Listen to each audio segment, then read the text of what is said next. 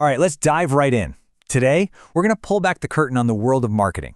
We're breaking down all the different and sometimes kind of clever ways brands try to connect with us. So, have you ever had that weird experience where you're just thinking about something and then boom, an ad for it pops up on your phone? It feels like magic, right? But how? How does that actually happen? Well, I can tell you, it's definitely not magic. It's all part of a plan, a very, very clever plan. And that's what we're here to do today. We're going to unpack those strategies and see exactly how it all works.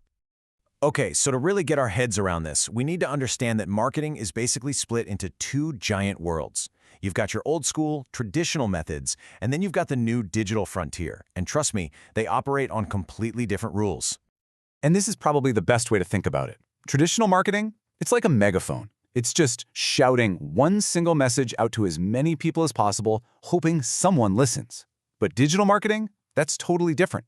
It's a conversation, a real two-way back and forth with very specific communities. So, when we talk about that megaphone approach, we're talking about the classics, right? The stuff we all grew up with. Think about those huge Super Bowl commercials, the ads you hear on the radio when you're stuck in traffic, or even that glossy magazine ad you flip past. The goal is simple: cast a super wide net and catch whoever you can. But on the digital side, that conversation is happening in totally different places. It's happening on a company's website, on their social media pages, in the emails that land in your inbox, and of course, how they pop up when you search for something on Google. The key here is that it's all super targeted, you can measure everything, and it's interactive. Okay, let's build on that because, let's be real, for pretty much any business today, having a digital presence isn't just nice, it's essential. So let's talk about the absolute basics, the foundational pieces you need just to get found online in the first place. First up, we've got SEO, or search engine optimization. And look, at its heart, this isn't about some secret trick to fool Google. It's really the art and science of making your website the best, most helpful answer to someone's question. Now, the huge upside? You get free traffic, what we call organic traffic, and it builds a ton of trust. But here's the catch, and it's a big one. This is a marathon, not a sprint. It takes time, patience, and a whole lot of consistent work. So, if SEO is the long-haul marathon, then pay-per-click, or PPC, is the all-out sprint. This is basically where you pay to play. You're buying ads that show up on Google or in your social media feed. And the advantage is huge: speed. You can start getting traffic almost immediately, and you can target people with scary good precision. The downside, though? It's simple. The second you stop paying, that traffic faucet turns right off. All right, then there's email marketing. This is your direct line, your personal hotline to your audience. And what's so powerful about this is you're not shouting at strangers anymore. You're talking to people who have actually raised their hand and said, "Yep, I want to hear from you." That's why it can be so incredibly personal and cost-effective. In fact, when it's done well, it often gives you the best bang for your buck out of any channel out there. So to see how this works in real life, check out this simple drip campaign. It's all automated. Imagine this: you sign up for a newsletter. Step 1, you immediately get a friendly welcome email. A few days go by, and then boom! Step 2, they send you something actually useful, like a great blog post. Then, and only then, after they've provided some value, do they send that special offer. See, it's all about building that relationship, step by step, without anyone having to lift a finger. Yeah, that drip campaign is a perfect little example of building a relationship. And that leads us to a really important question. It's one thing for people to find you online, right? But how do you get them to actually like and trust you? Well, this next batch of strategies is all about that, moving beyond just being seen and into the world of creating a real conversation and a genuine community. And that's where content marketing shines. The whole idea is simple, but it's a game changer. Instead of interrupting people's day with an ad they didn't ask for, you attract them by just being useful. You create awesome stuff, helpful blog posts, how-to videos, detailed guides that actually solve a problem for them. And by doing that, you're not just a company anymore. You're a trusted expert. And that kind of trust, it's worth way more than any ad.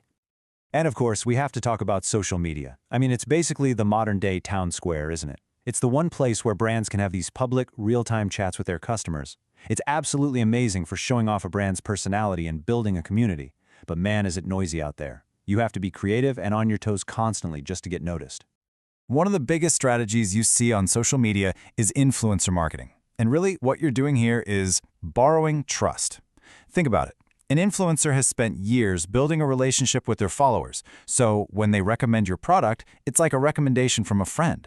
It can be incredibly powerful for reaching a very specific, very engaged group of people. But there's a flip side. You're also hitching your wagon to their reputation, for better or for worse. Okay, so let's take a breath. We've covered a ton of ground, right? We've gone from just getting found online all the way to earning people's trust. But the real secret sauce, the magic, is when you start mixing and matching these things into a smart strategy. So let's look at a couple more tactics that kind of act like amplifiers for everything else you're doing.